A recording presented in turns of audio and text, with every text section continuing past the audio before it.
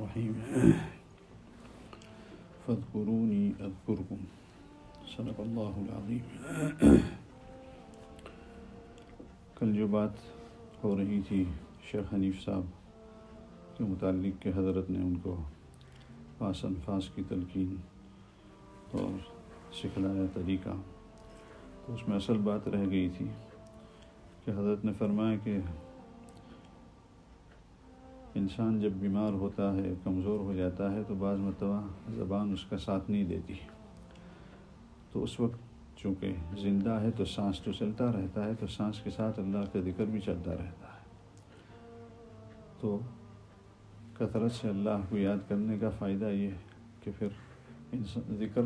یہ انسان کی طبیعت بن جاتی ہے، اور پھر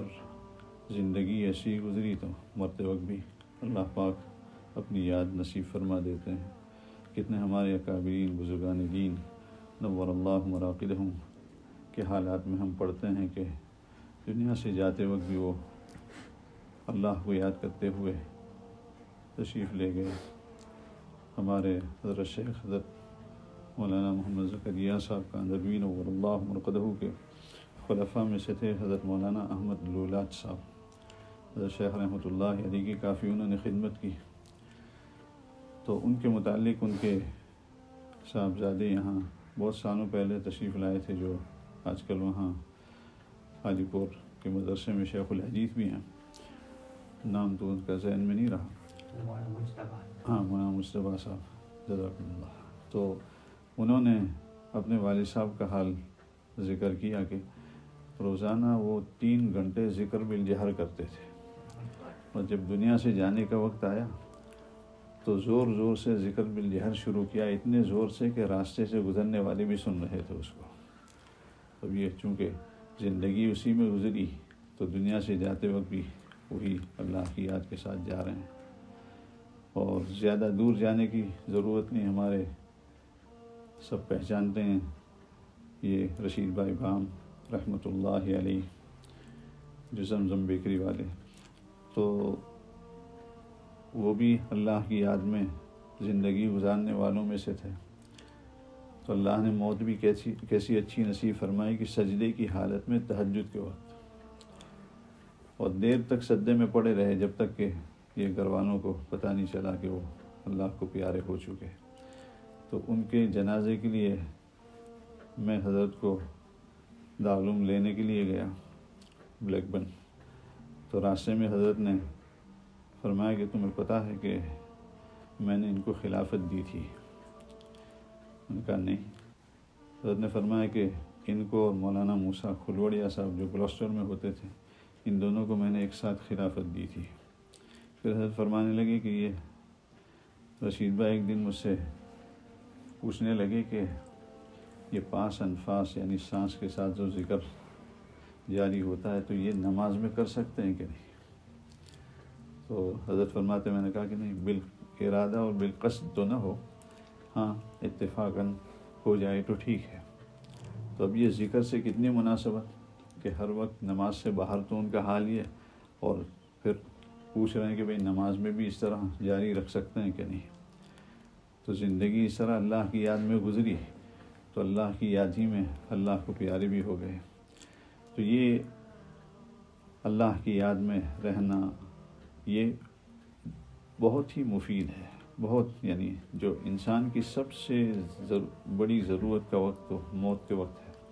کہ جس وقت شیطان ایڑی چوٹی کا زور لگا دیتا ہے کہ کسی طرح اس شخص کے ایمان کو میں سلب کروا لوں، تو اس وقت سب سے بڑی ضرورت ہوتی ہے کہ اس وقت ہمیں ہمارا ایمان سلامت رہے، اللہ کی یاد برقرار رہے۔ تو ایسے موقع پر یہ اللہ کی یاد جو زندگی بھر ہم جس کو کرتے رہے وہ کام آتی ہے، اور اس کی برکت سے پھر اللہ کو یاد کرتے ہوئے ان دنیا سے بھی جانا نصیب ہوتا ہے۔ اور ایسے بہت سے اکابرین کے واقعات ہیں۔ وہاں تقریباً 90s میں نے ہندوستان میں چلہ لگایا، تو سورت کے ساتھی تھے جماعت میں، ان میں سے جو امیر صاحب تھے وہ بھی اور دوسرے بھی کچھ حضرات، ان کا زیادہ کافی ان کو